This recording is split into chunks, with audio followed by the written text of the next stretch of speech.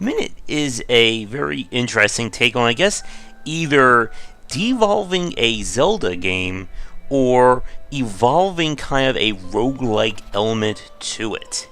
But there's definitely nothing like that from what I could see, and while the game's unique twists may be a little polarizing, this is definitely a game to check out if you're looking for a different take on roguelike Zelda design. So the story is we play as that little, looks like a duck-looking like creature, who one day after picking up a cursed sword, now realizes that he has been cursed to die in 60 seconds. And we're basically trapped in a Groundhog Day situation. Your mission is to explore the land, figure out how to get uncursed while making persistent progress. As you can see, we just died right there.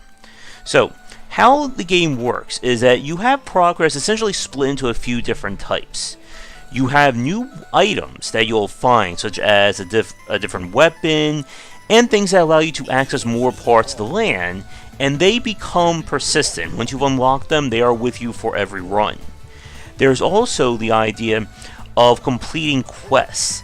This is usually helping out the various people, which in turn will unlock either new shortcuts or again new items, which once you've completed a quest, similar to Majora's Mask, that quest is then done for every other playthrough.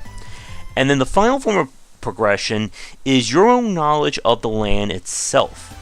Since you only have 60 seconds per run, it means you need to start figuring out the shortcuts and quickest ways to get around. When you return to a home section, that kind of saves your position on the map, and there are several quote-unquote home sections throughout Minit. That's kind of your only real way of being able to start in a different area and have more time to kill. With that said, the challenge again of Minit is just trying to figure out what you need to do and whether you have the options available now or do you need to return at a later point. And this can become a little bit stressful as that 60 seconds counts down very fast. And without any breaks means that you will make forced restarts by pressing the C key probably multiple times. At this point, this is me kind of getting lost and trying to remember where do I need to go. And chances are I'm going to either kill myself or time will run out in any second. The game has a cute charm to it in terms of its graphics and the music that you're hearing.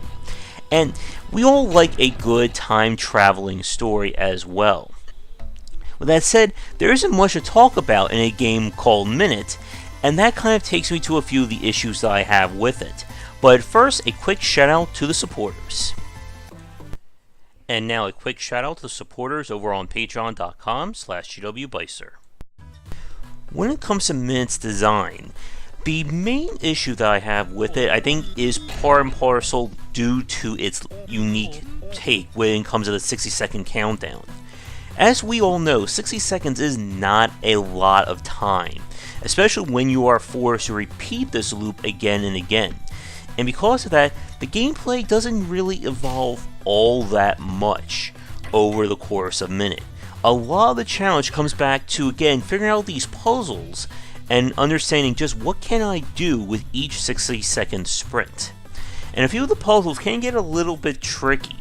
There's one I'm not going to show you that I have no idea how to solve, even when the game gives you a hint to do it.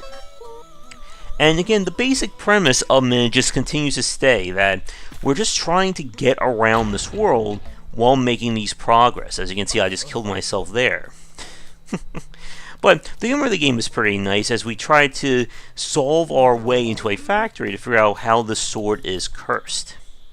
But without any in-game map, you're going to have to have a good memory in terms of where items are, as well as where the events that you need to revisit, especially as you find new items and upgrades as you play. So like right here, I'm going to probably use my sword throw power to detonate these bombs, which if you don't do that, you're going to blow up and we go back to start again. But, like I said, Minit is not that long of a game, no pun intended, but what it does pretty well. And if you're looking for something a little bit different in terms of, again, I'm not sure we would call this a roguelike or a Zelda-like, be sure to check it out. Of course, it's available on the major platforms now. But with that said, thanks for watching this review of Minit. Be sure to check back for daily discussions on game design here and on game wisdom, where we examine it in the art and science of games. And if you're working on your own game in the future, please don't hesitate to get in touch. But otherwise, thanks again for watching, and I'll see you guys next time.